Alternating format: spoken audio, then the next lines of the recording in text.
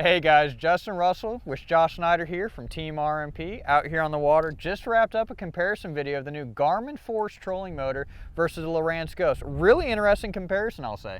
Absolutely. Went through different categories. We did top speed, acceleration, physical weight, and the one that I think surprised the most, thrust on a scale. So look forward to seeing these comparisons coming in here in a minute. So be sure to check out the video, guys. Have more coming your way.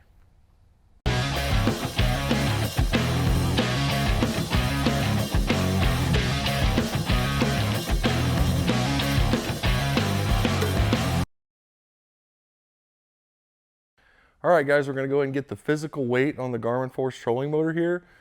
We are going to put the foot pedal, even though it's wireless, on it, just to do apples to apples, because we did include the weight of the foot pedals on the other trolling motors in the past. So we just want to make sure that's apples to apples. So we're going to go ahead, we've got our scale zeroed out. You can see that. And we're going to use the winch here.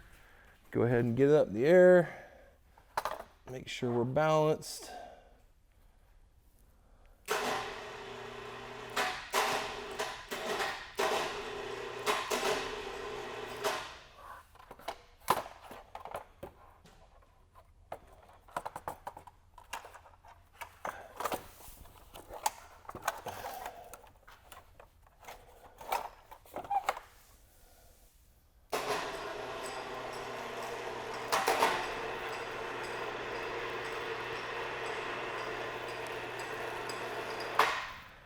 All right, hopefully that's sufficient.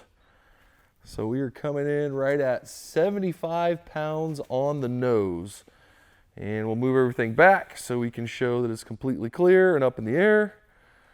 Got her? Got a scale system here, completely zeroed out. Up we go.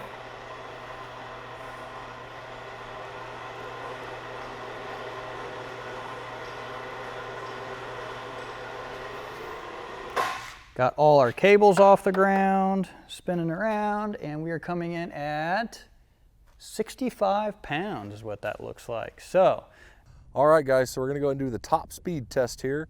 Got a little bit of wind, it's a negligible amount, and that's actually gonna be in a cross scenario, so we're not gonna go with or against it, so that should give it a pretty true reading.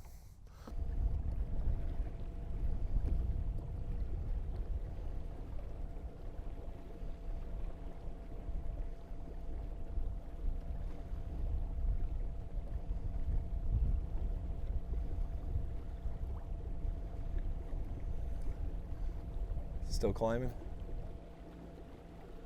All right, guys, so running the top speed test now. Justin's up there driving the Ghost. Let's see where we can get. You look in the top left corner of the screen. Aaron, you got that in the frame? 3.2. Just for comparison, while we're running up to top speed here, we're doing the same thing we did yesterday. We're not running with the wind or into it. We're running with the crosswind. It's very, very light wind conditions today as it was yesterday. So almost a negligible difference between the two. Shouldn't be affecting a lot. Still climbing there.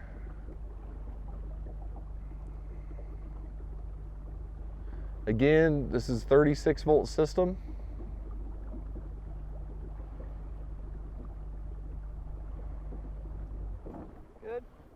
All right, guys, we're going to run the time test now on the Garmin Force. So what we're doing is we're going to set it basically with this pole right at my body, sitting in the chair, so we get a consistent timing between the Garmin and the Lowrance. Starting off with the Garmin Force right now. So, start.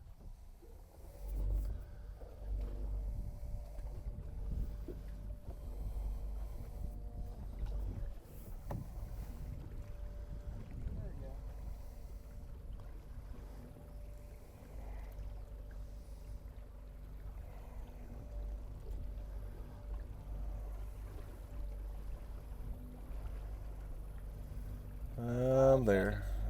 how many? 25, that's when I crossed.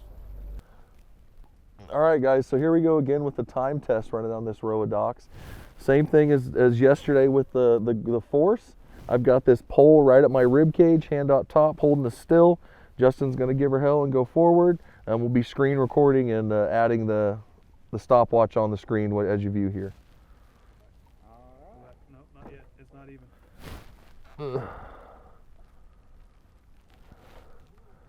All right, we're squared up whenever you're ready. 1, 2, 3, go.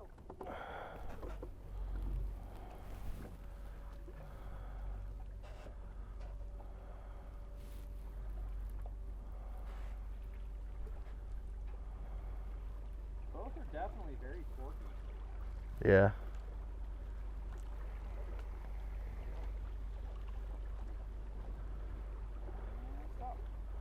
23.35. I'm gonna felt faster. What's up, guys? Josh with Russell Marine Products here. Doing the pull test, the pull weight test with the Garmin Force trolling motor. Justin's up there keeping us in the slip nice and straight. So on this, we have the scale. You've seen this in the comparison video from the Ultrex and the, what?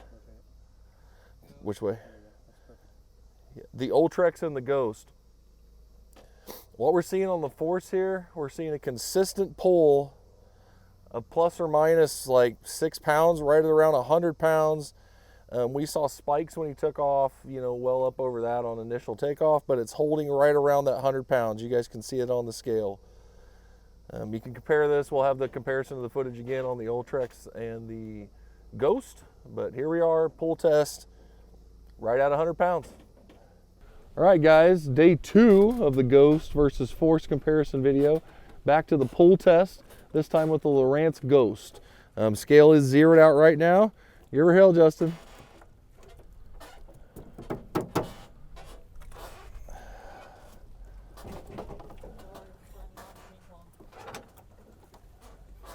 Sweet baby Jesus. Hang tight, folks. Okay, we're bouncing around, getting consistent, a lot more consistent now. So I'm seeing readings.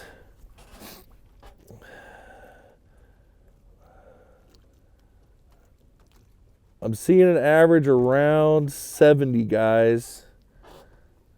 I'm getting, wow, it's bouncing around a lot. 73, 68, 74, 69.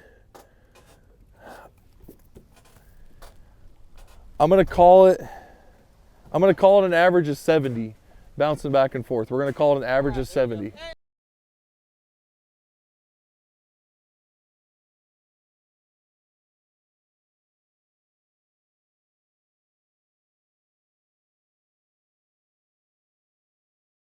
All right, guys, so that wraps up our comparison video here of the Garmin Force trolling motor versus the Lowrance Ghost. You guys be the deciding factor.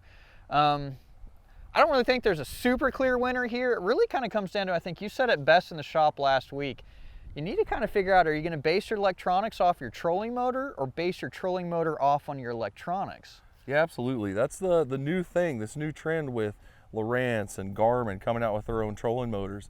You know, Minn Kota, they don't have the monopoly on the market anymore. So if you guys are looking at different electronics and have always wanted something that really pairs clearly with the trolling motor, your options are vastly opened up now. So, you know, a lot of the stuff I've seen, a lot of Garmin, always have Lowrance coming through. And now that you can pair those with the trolling motor, it just makes a lot more decisions, I guess. Yeah. You know, but that's what you got to do. Say, okay, I'm going to pick my graph first and then go with that accompanying trolling motor.